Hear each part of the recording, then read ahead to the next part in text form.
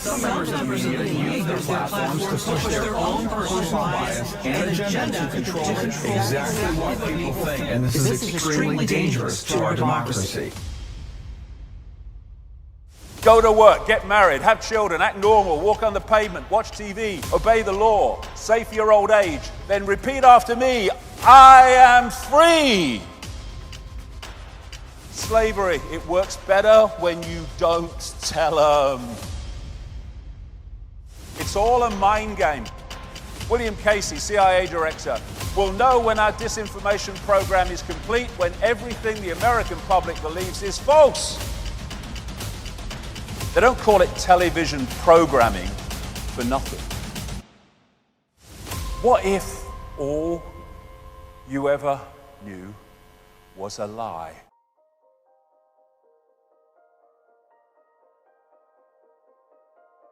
What we call stupid equals asleep.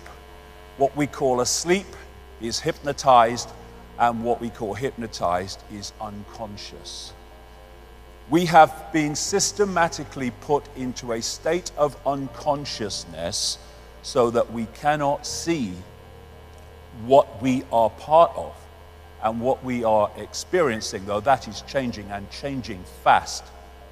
Until you make the unconscious conscious, it will direct your life and you will call it fate. All the time, the subconscious, which we're not aware of, is dictating the behavior and responses of the conscious. And if we don't understand the unconscious, then the conscious will just be a pawn in a game. It doesn't understand. Go to work, get married, have children, act normal, walk on the pavement, watch TV, obey the law, save for your old age, then repeat after me, I am free. And we keep having to say we're free. And in America, they keep having to tell the people they're free every 5 minutes because they might otherwise suss that they're not. Slavery was never abolished. It was only extended to include everyone. And yet, people go so out of their way to convince themselves they're not in a state of slavery. First stage of disconnecting from slavery, realize you're in a state of slavery. Then you know what to disconnect from. Leonardo da Vinci. There are 3 classes of people: those who see when they are shown, those who do not see. And this system we call life is designed, again from cradle to grave, to make sure as many people do not see. And that's what I call the perception deception. These are 3 major CIA people.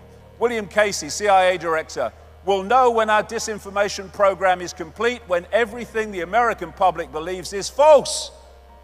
The CIA owns everyone of any significance in the major media. William Coley, CIA director. Deception is a state of mind and the mind of the state. James Angleton, infamous CIA operative. It's all a mind game.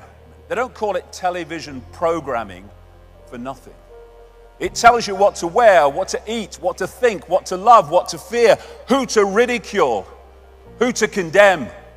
One of the saddest lessons of history is this: if we've been bamboozled long enough, we tend to reject any evidence of the bamboozle. We're no longer interested in finding out the truth. It's simply too painful to acknowledge, even to ourselves, that we've been taken. Once you give a charlatan power over you, you almost never get it back. Almost never. But we're fricking going to. But that's what it is. It's a bamboozle. It's a mind program. This is cognitive dissonance. This is a definition of it. Sometimes people hold a core belief that is very strong. When they're presented with evidence that works against that belief, the new evidence cannot be accepted. It would create a feeling that is extremely uncomfortable called cognitive dissonance. And because it is so important to protect the core belief, they will rationalize, ignore, and even deny anything that doesn't fit in with the core belief. Mark Twain, it's easier to fool people than to convince them they have been fooled. Why? Because they don't, understandably, want to realize they've been fooled, but it's a wonderful thing to realize you've been fooled. It's a great gift because from that point you will not be fooled any longer. It's a wonderful gift. This is another fundamental aspect of the bamboozle. It's called Stockholm Syndrome, a psychological phenomenon in which hostages express empathy and have positive feelings towards their captors, sometimes to the point of defending them. And this scene from the first Matrix movie captured the Stockholm Syndrome so perfectly. You have to understand, most of these people are not ready to be unplugged, and many of them are so inert, so hopelessly dependent on the system, that they will fight to protect it. And this great man, Giordano Bruno, it is proof of a base and low mind for one to wish to think with the masses or the majority, merely because the majority is the majority. Truth does not change because it is or is not believed by a majority of the people. When you find yourself on the side of the majority, it's time to pause and reflect. Why? Because history shows us that invariably the majority are always following a cul-de-sac or a dead end. Mahatma Gandhi, many people, especially ignorant people, want to punish you for speaking the truth, for being correct, for being you. Never apologize for being correct or being years ahead of your time. If you're right and you know it, speak your mind, speak your mind. Even if you are in a minority of one, the truth is still the truth. Birds born in a cage think flying is an illness. What you've been brought up with is your normal, however bloody mad it may be. What we're looking at is what I call bubble people. Bubble people. They live in a bubble of perception and reject anything outside of that perception. Thus, they stay in the bubble. And so all these institutions are programming beliefs and perceptions in the bubble. And unless you break out of it, they're the only perceptions you ever come across. And this is what they say to you. Look, mate, I live in the real world, me. All right, I've got that real world. Go to work, get married, have children, get normal. I am free. That's the real world they're talking about. The real world of human slavery masquerading as freedom. You can ignore reality, but you can't ignore the consequences of ignoring reality. Can you remember who you were before the world told you what you should be? Can any of us remember that?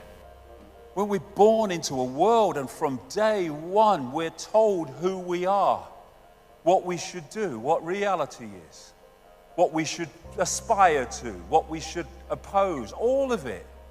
Just a program. If you sense more, there is more. Yes. It's people get stuck in the mode of thinking. And when we feel something, what does it feel? You can say, well, it feels right. It shouldn't, but it does. This is the true self. This is the program self. We have the power to change anything.